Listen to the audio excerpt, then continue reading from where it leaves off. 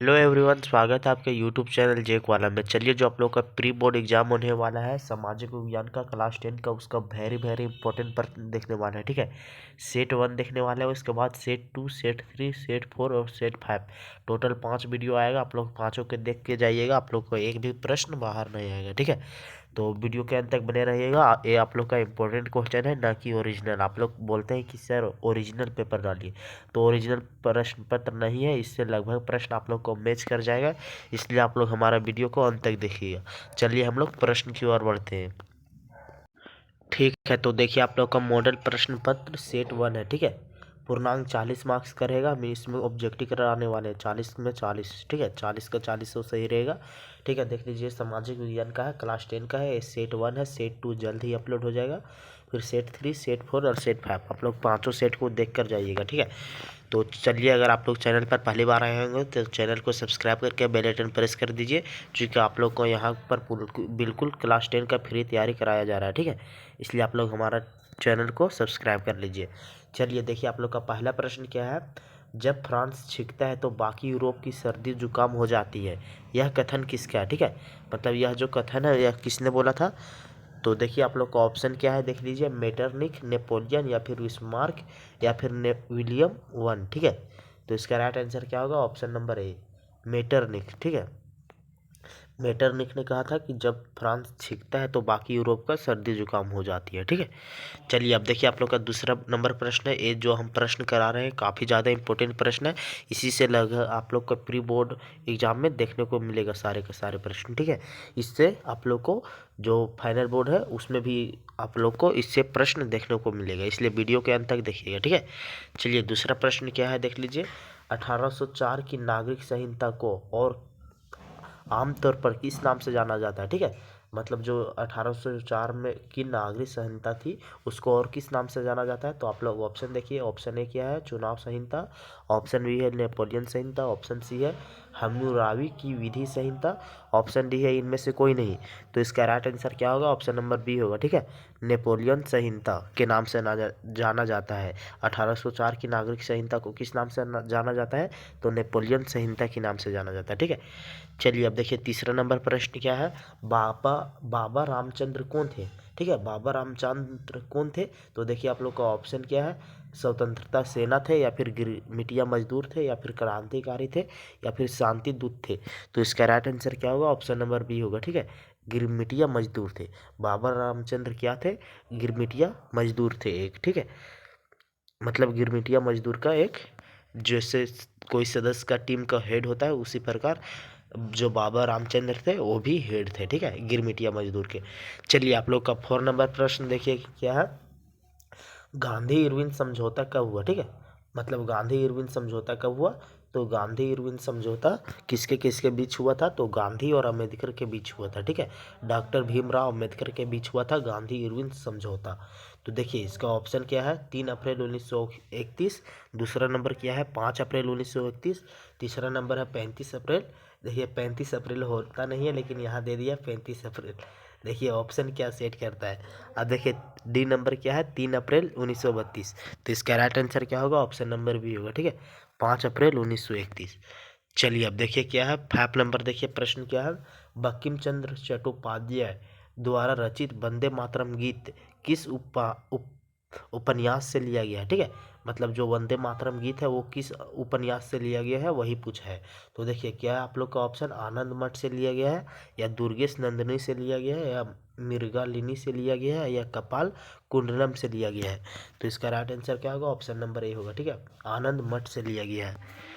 चलिए 6 नंबर देखिए प्रश्न क्या है। ब्रिटेन वुड्स समझो सम्मेलन संयुक्त राष्ट्र मैट्रिक एवं वित्तीय सम्मेलन कब हुआ। ठीक है, मतलब ब्रिटेन वुड्स समझौता कब हुआ था। तो आप लोग का ऑप्शन देखिए, ए नंबर क्या है 1942, बी नंबर है 1944 और सी नंबर है 1946 और डी नंबर है 1948। तो इसका राइट आंसर क्या होगा, ऑप्शन नंबर बी, मतलब 1944 में हुआ था। ठीक है, ब्रिटेन वुड्स समझौता कब हुआ था, 1944 में। चलिए देखिए आप लोग का 7 नंबर प्रश्न क्या है, देख लीजिए। किस उद्योग, ठीक है, किस उद्योग में स्पेनिंग जेनी मशीन का इस्तेमाल शुरू हुआ था। ठीक है, यहाँ स्पेनिंग जेनी मशीन होगा। ठीक है, स्पेनिंग जेनी मशीन का इस्तेमाल किस उद्योग में शुरू हुआ था? तो स्पिनिंग जेनी मशीन का आविष्कार किसने किया था?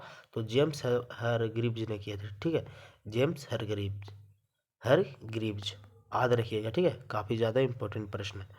तो ये किस किस उद्योग में किया गया था? तो आप लोग का ऑप्शन देखिए क्या है, सूती कपड़ा उद्योग, बी नंबर है ऊन उद्योग, सी नंबर है लौह इस्पात उद्योग और डी नंबर है जूट जूट उद्योग, ठीक है, यहाँ जूट होगा, ठीक है, यहाँ जूट लिख दिया है, गलत होगा, जूट उद्योग।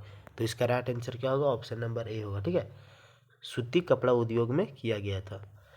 चलिए 8 नंबर देखिए प्रश्न क्या है, किस समाचार पत्र में वनक्यूलर प्रेस एक्ट, ठीक है, यहाँ एक्ट से बचने के लिए रातों रात अपनी भाषा बदली, ठीक है, अपना जो वो रातों रात था वो अपनी भाषा बदल दिया, तो किस वनक्यूलर प्रेस एक्ट ने, ठीक है। तो ऑप्शन देखिए क्या है, भारत मित्र, बी नंबर है हरिजन, सी नंबर है अमृत बाजार पत्रिका और डी नंबर है हिंदुस्तान रिव्यू। तो इसका राइट आंसर क्या होगा? ऑप्शन नंबर सी होगा, ठीक है, अमृत बाजार पत्रिका। चलिए अब देखिए 9 नंबर आप लोग का प्रश्न क्या है, हौसे मेला का आयोजन कहाँ होता है, ठीक है, हौसे मेला का आयोजन क्या होता है? आप लोग ऑप्शन देखिए, ए में क्या है गुयाना, बी में है मॉरिशस और सी में है त्रिनाद और डी में है सूरीनाम। तो इसका राइट आंसर क्या होगा? ऑप्शन नंबर सी होगा, ठीक है, त्रिनिदाद। चलिए 10 नंबर देखिए आप लोग का प्रश्न क्या है, भारत में केनाल कॉलोनी किस प्रांत में पाई जाती है, ठीक है, मतलब केनाल कॉलोनी किस किस प्रांत में, मतलब किस क्षेत्र में पाया जाता है, ठीक है, किस क्षेत्र में केनाल कॉलोनी पाया जाता है, तो वही पूछा है। देखिए आप लोग का ऑप्शन क्या है, ए क्या है उत्तर प्रदेश, बी है मध्य प्रदेश, सी है पंजाब और डी है राजस्थान। तो इसका राइट आंसर क्या होगा? ऑप्शन नंबर सी, राजस्थान में पाया जाता है, ठीक है, केनाल कॉलोनी कहाँ पाया जाता है? पंजाब में, आप लोग याद रखिएगा। चलिए अब 11 नंबर प्रश्न देखिए क्या है, श्रीलंका स्वतंत्र राष्ट्र बना, मतलब श्रीलंका स्वतंत्र राष्ट्र कब बना था? तो आप लोग का ऑप्शन देखिए क्या है, ए नंबर है 1946 में, बी नंबर है 1947, डी नंबर है बी नंबर है आप लोग का 1947, सी नंबर है आप लोग का 1948 और डी नंबर है आप लोग का 1949। तो इसका राइट आंसर क्या होगा? ऑप्शन नंबर सी होगा, ठीक है, 1948 में श्रीलंका स्वतंत्र राष्ट्र बना था। चलिए आप लोग का 12 नंबर देखिए प्रश्न क्या है, यूरोपीय संघ का मुख्यालय कहाँ है, ठीक है, यूरोपीय संघ का मुख्यालय कहाँ है? वेरी वेरी इंपॉर्टेंट प्रश्न है, इसको रट लीजिए, ठीक है, यूरोपीय संघ का मुख्यालय कहाँ है? तो आप लोग ऑप्शन देखिए क्या है, ब्रुसेल्स या फिर जेनेवा या फिर बेलग्रेड या फिर बर्लिन। तो इसका राइट आंसर क्या होगा? ऑप्शन नंबर ए होगा, ठीक है, ब्रुसेल्स में है, ठीक है। चलिए अब देखिए 13 नंबर प्रश्न क्या है, संयुक्त राष्ट्र अमेरिका में किस प्रकार की शासन प्रणाली है, ठीक है, संयुक्त राष्ट्र अमेरिका में किस प्रकार की शासन प्रणाली है? ऑप्शन देखिए क्या है, संसदीय, बी है अध्यक्षतात्मक और सी है सैनिक और डी है तानाशाही। तो इसका right answer option number b होगा, ठीक है। चलिए अब देखिए 14 नंबर प्रश्न क्या है, देख लीजिए, पंचायती राज को शक्तिशाली और प्रभावी बनाने के लिए संविधान में 73वां संशोधन कब हुआ, ठीक है, 73वां संशोधन कब हुआ था? 73वां संविधान संशोधन कब हुआ था, ठीक है। तो ऑप्शन देखिए 1959, बी है 1969, सी है 1992 और डी है 1996। तो इसका राइट आंसर क्या होगा? ऑप्शन नंबर सी होगा, ठीक है, 1992 में हुआ था 73वां संविधान संशोधन, ठीक है। चलिए अब देखिए 15 नंबर प्रश्न क्या है, सामाजिक भेदभाव किसके कारण उत्पन्न होता है, ठीक है, मतलब सामाजिक भेदभाव किसके कारण उत्पन्न होता है? तो आप लोगों का ऑप्शन देखिए, ए क्या है जाति से और बी क्या है धर्म से, सी है भाषा से और डी है इनमें से सभी से। तो सामाजिक भेदभाव जाति, धर्म और भाषा तीनों से होता है, इसलिए इसका राइट आंसर क्या होगा? ऑप्शन नंबर डी, उपयुक्त में सभी, यही इसका राइट आंसर होगा। चलिए अब देखिए 16 नंबर प्रश्न क्या है, राजनीतिक दलों के विषय में निम्नलिखित में से कौन सा कथन सही नहीं है, ठीक है, मतलब राजनीतिक दलों के विषय में निम्नलिखित में से कौन सा कथन सही नहीं है? तो आप लोग का ऑप्शन ए देखिए, राजनीतिक दलों चुनाव में भाग लेते हैं, ये तो सही है। बी नंबर देखिए क्या, राजनीतिक दल जनमत निर्माण में महत्वपूर्ण भूमिका निभाते हैं, ये भी सही है, ठीक है। यहाँ क्या पूछा? कथन सही नहीं है, तो जो सही नहीं है हम उसको देख रहे हैं, ठीक है। अब देखिए सी नंबर क्या है, राजनीतिक दल सरकार के नीतियों एवं कार्यक्रमों को जनता के समक्ष रखते हैं, तो ये भी सही है। डी नंबर देखिए क्या है, राजनीतिक दल केवल अपने सदस्यों के हितों का ख्याल रखते हैं, तो ये डी नंबर गलत है, ठीक है। तो इसका राइट आंसर क्या होगा, option number D. Option number D सही हो जाएगा, ठीक है। ये राजनीतिक दलों के विषय में कथन सही नहीं है, ठीक है। Option number D. चलिए अब देखिए आप लोग का 17 नंबर प्रश्न क्या है, फेडेकोर का संबंध है, ठीक है। फेडेकोर एक क्या था, तो आंदोलन था, ठीक है। तो ये किससे संबंधित है, तो देखिए आप लोग का ऑप्शन क्या है, ऑप्शन ए है पर्यावरण आंदोलन, ऑप्शन बी है जातिगत आंदोलन, ऑप्शन सी है पानी के निजीकरण के विरुद्ध आंदोलन, और ऑप्शन डी है उपयुक्त सभी। तो इसका राइट आंसर क्या होगा, आप लोग का ऑप्शन नंबर सी होगा, ठीक है।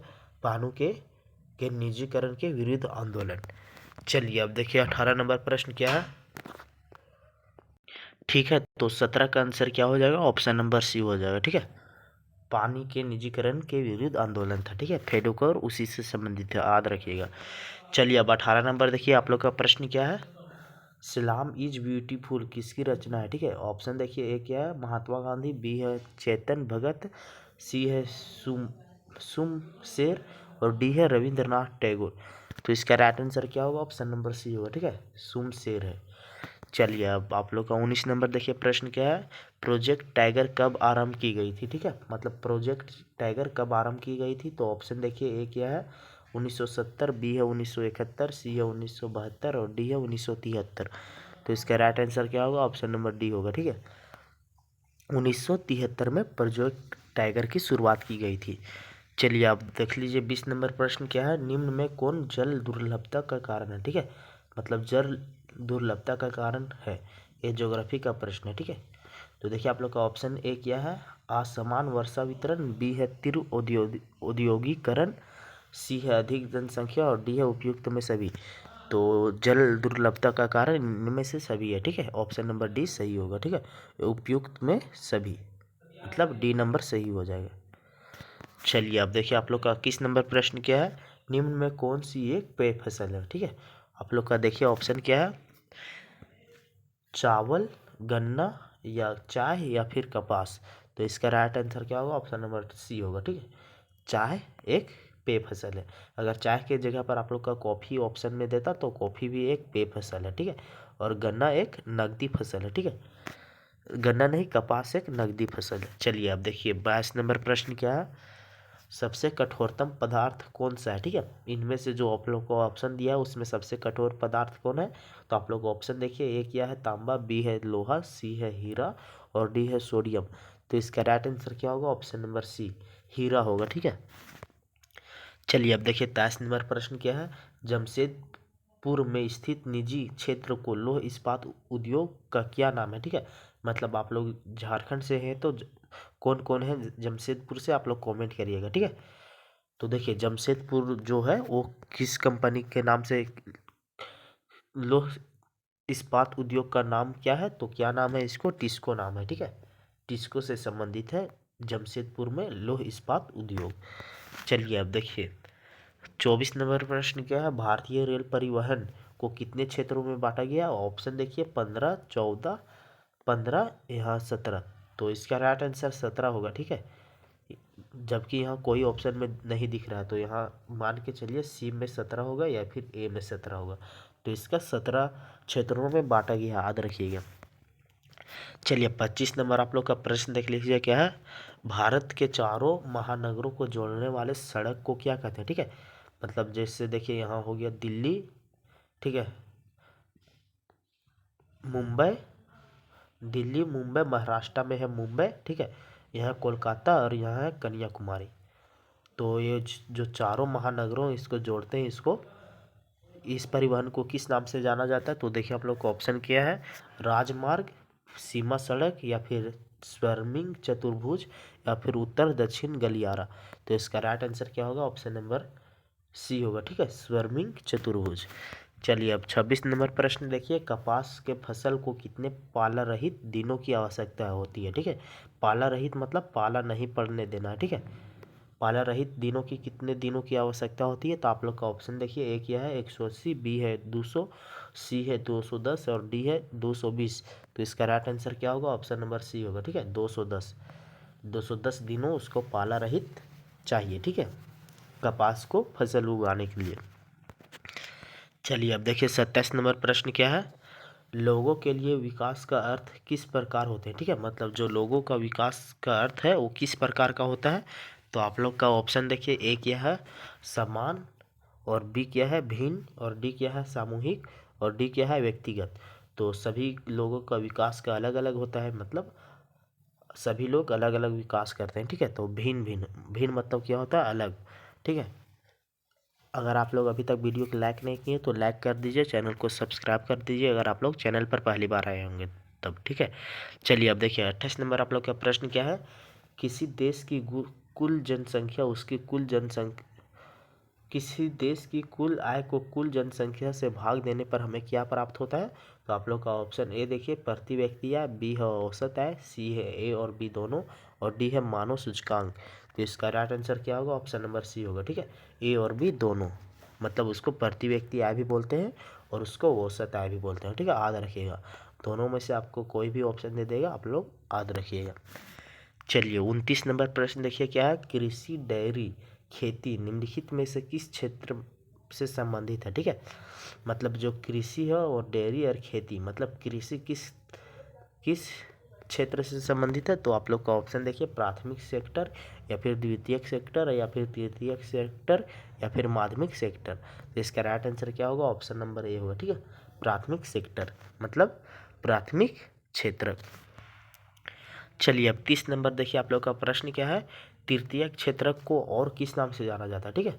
मतलब तृतीयक क्षेत्रक, फिर यहाँ फिल इन द ब्लैंक है, क्षेत्रक के नाम से भी जाना जाता है। मतलब तृतीयक क्षेत्रक को और किस नाम से जाना जाता है। तो आप लोग का ऑप्शन ए देखिए क्या है वाणिज्य, बी है सेवा, सी है उत्पादन, और डी है कृषि। तो इसका राइट आंसर क्या होगा, ऑप्शन नंबर बी होगा, ठीक है सेवा।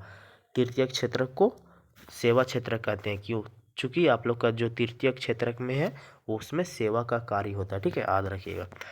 चलिए अब देखिए आप लोग का 31 नंबर प्रश्न क्या है। बैंक जमा राशि के बड़े भाग का उपयोग किस लिए करता है, ठीक है। मतलब जो बैंक में जमा राशि है उसका बड़े भाग का उपयोग किस लिए करता है। तो आप लोग का ऑप्शन ए देखिए क्या है ऋण, बी है मुद्रा, सी है ए और बी दोनों, और डी है इनमें से कोई नहीं। तो इसका राइट आंसर क्या होगा, ऑप्शन नंबर ए होगा, ठीक है। ऋण के लिए उपयोग करता है। चलिए अब आप लोग का देख लीजिए 32 नंबर प्रश्न क्या है। विनिमय का माध्यम किसे कहा जाता है, ठीक है। मतलब मुद्रा विनिमय का माध्यम माध्यम किसे कहा जाता है। तो आप लोग का ऑप्शन ए देखिए क्या है कर्ज, बी है ऋण, सी है मुद्रा, और ऑप्शन डी क्या है साख मतलब विश्वास। तो इसका राइट आंसर क्या होगा, ऑप्शन नंबर सी मुद्रा। मुद्रा विनिमय का माध्यम है, एक याद रखिए, ठीक है। अब चलिए 33 नंबर आप लोग का प्रश्न देख लीजिए क्या है। विश्व व्यापार संगठन की स्थापना कब हुई थी, ठीक है।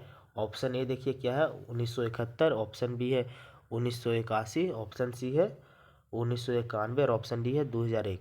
तो इसका राइट आंसर क्या होगा, 1995 होगा, ठीक है।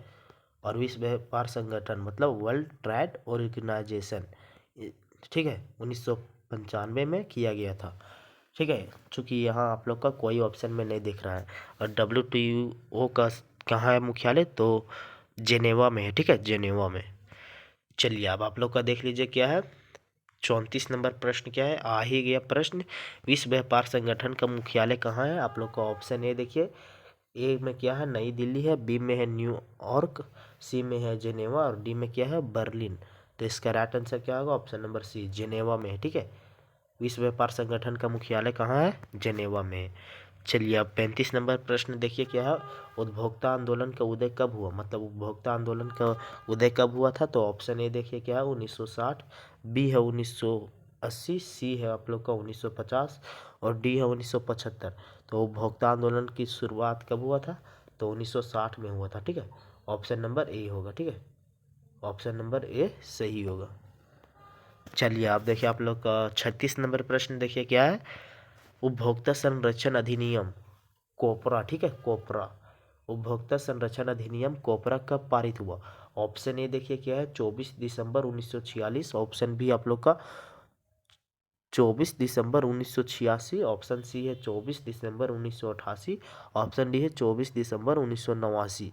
तो इसका राइट आंसर क्या होगा, ऑप्शन नंबर बी होगा, ठीक है।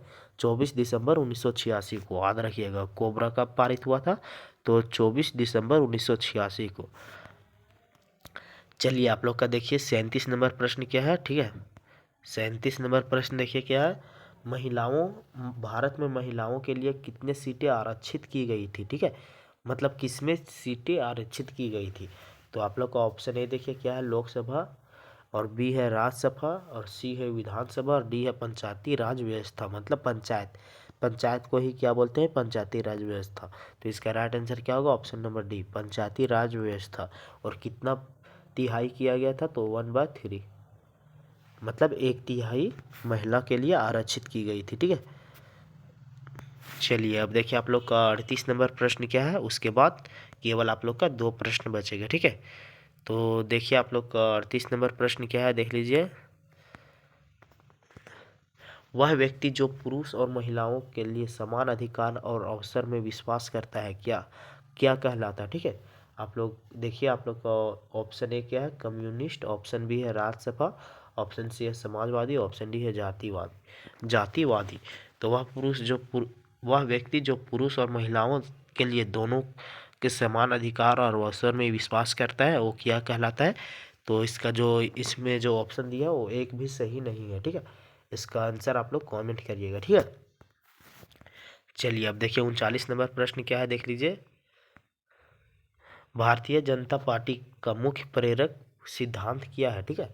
ऑप्शन ए देखिए क्या है, बहुजन समाज, ऑप्शन बी है क्रांतिकाली लोकतंत्र, ऑप्शन सी है समग्र मानवतावाद, और ऑप्शन डी है आधुनिकता। तो इसका राइट आंसर क्या होगा, ऑप्शन नंबर सी होगा, ठीक है, समग्र मानवतावाद। चलिए अब आप लोग का अंतिम नंबर प्रश्न क्या है, देख लीजिए। लोगों का एक संगठित समूह जिसका उद्देश्य चुनाव लड़ना और सत्ता का प्राप्ति करना होता है, क्या कहलाता है। तो ऑप्शन ए देखिए क्या है, जनहित समूह, ऑप्शन बी है राजनीतिक दल, ऑप्शन सी है दबा समूह, और ऑप्शन डी है आंदोलन। तो इसका राइट आंसर क्या होगा, ऑप्शन नंबर बी होगा, ठीक है, राजनीतिक दल कहलाता है। तो ये रहा आप लोग का 40 प्रश्न। आप लोग को वीडियो कैसा लगा आप लोग कमेंट करिएगा, ठीक है।